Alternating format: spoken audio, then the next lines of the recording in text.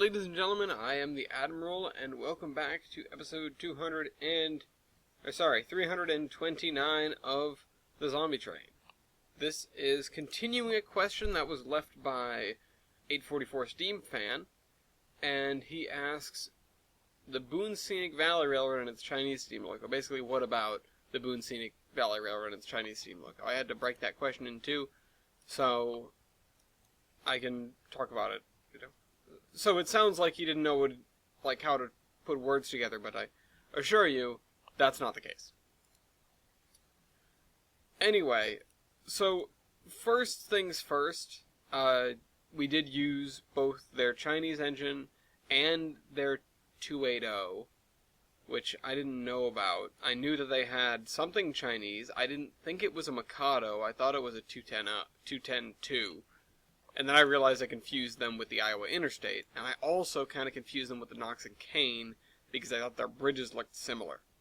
So, I was, doubly confused, because I didn't know what I expected, and, I get there expecting a Chinese steam engine that either is a 210-2, which of course it isn't, or looks like Susquehanna 142, or, Valley 3025.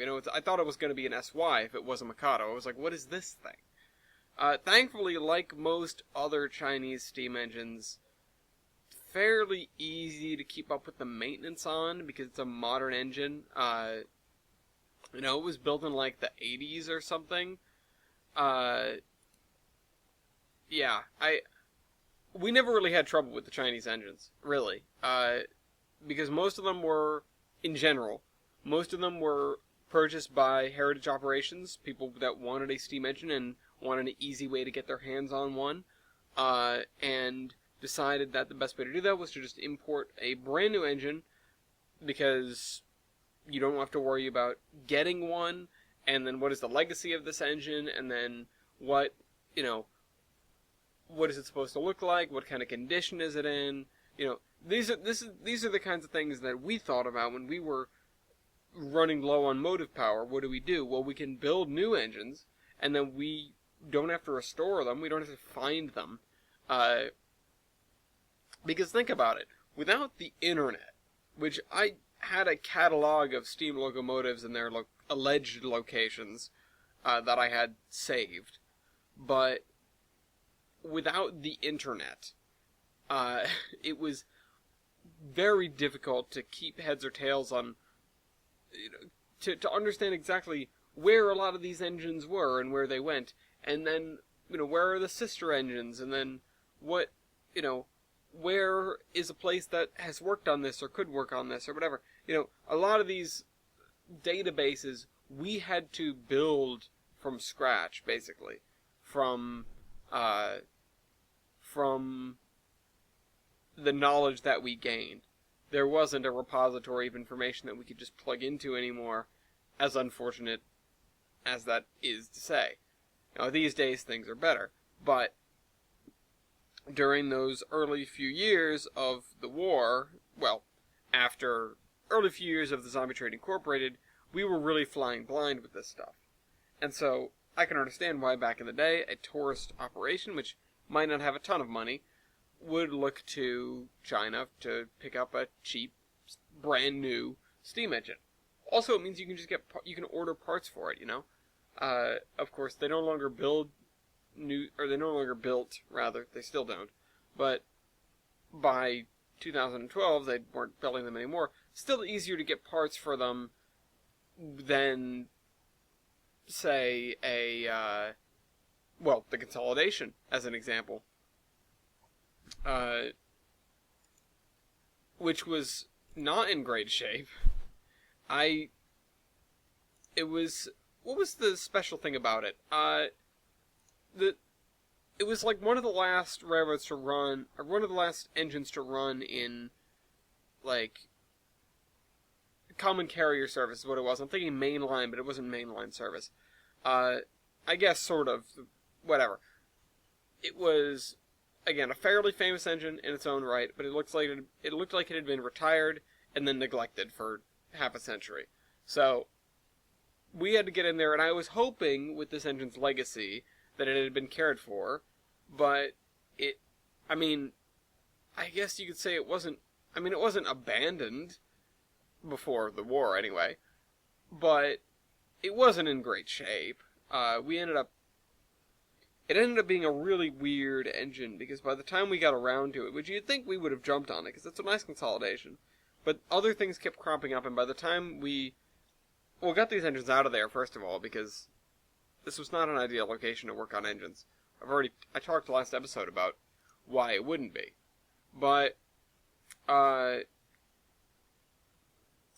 so,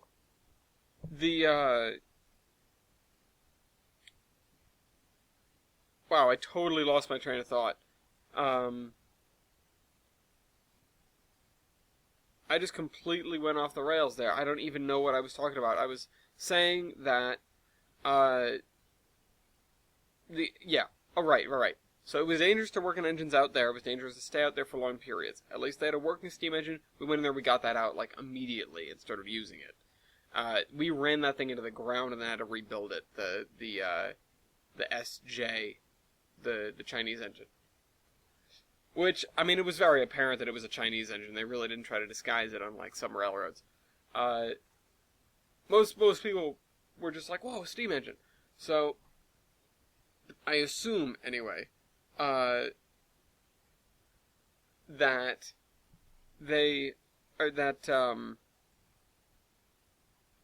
I did it again.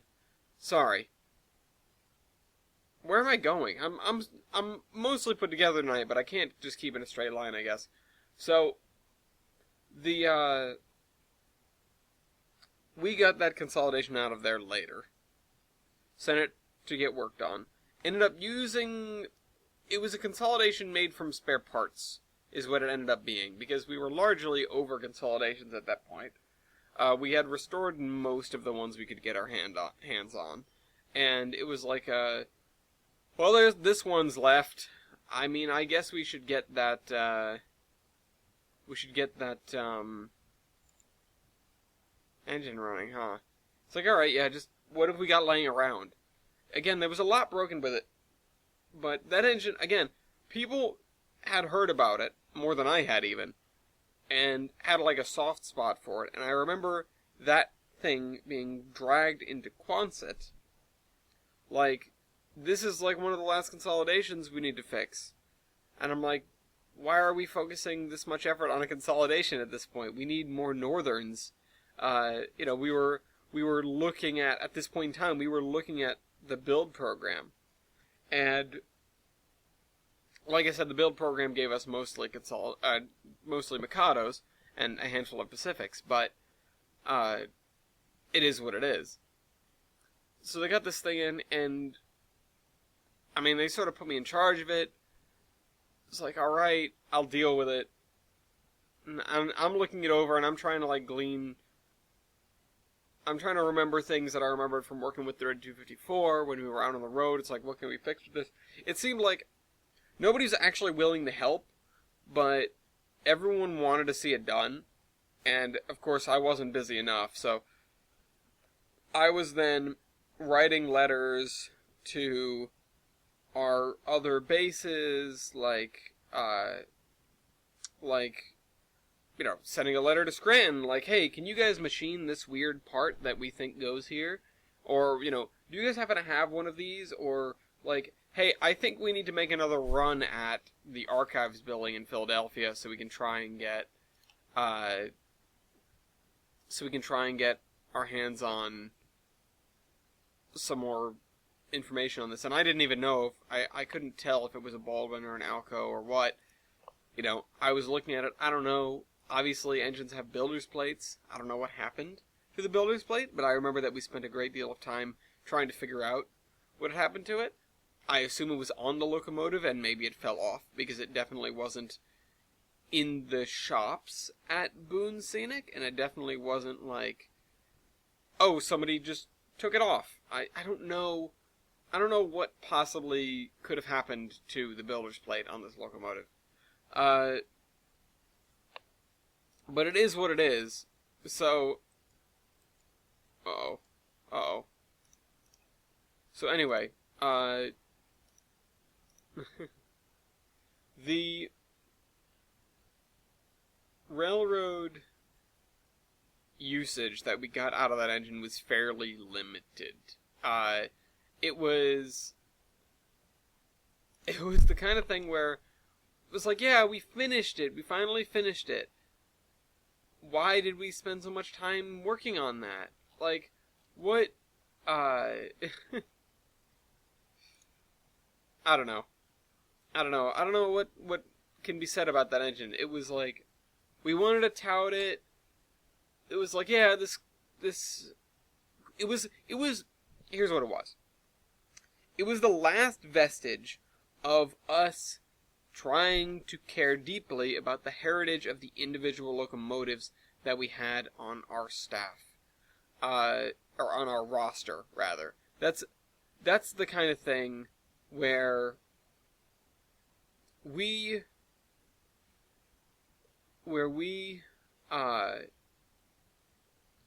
very quickly realized that there was going to be very little room in the Zombie Train Incorporated for what you might call personal treatment of these engines. It came down to brass tacks, as you might expect it to.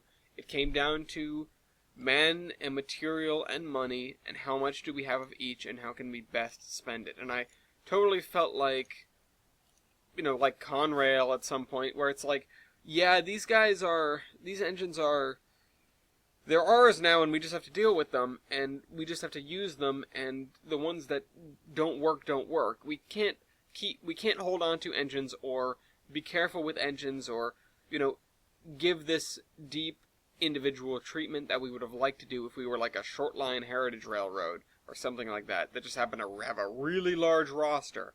It's like, no, there's a crisis going on. There is a definite need for motive power above all, and we just need to keep everything running. There was a point in time where the procedure was just to paint engines straight black. No lettering, as little numbering as possible. Like, it was really lame, I'll say that much looking back. But, I don't know. I can't say much more about it than that. And because it's something that I don't like remembering. I don't like thinking about the fact that, yeah, we definitely not screwed the pooch or whatever, but we definitely, we could have done better. I feel like we could have done better. As someone who cared about and cares about railroad heritage, because I did try to find places for all these engines, even the ones that we built, once we sort of retired our steam fleet. I wanted to make sure that, no engine was treated super poorly, and that everything got to do what it was supposed to be doing so we could get the most out of our engines, but that was only insofar as, we needed to get the most out of our engines. I don't know. I don't know how to, excuse this. I don't know how to talk myself out of this hole that I've dug. I'll just have to say the fact that we didn't care about the engine's individuality. We didn't care about the individual history of these engines, and I feel like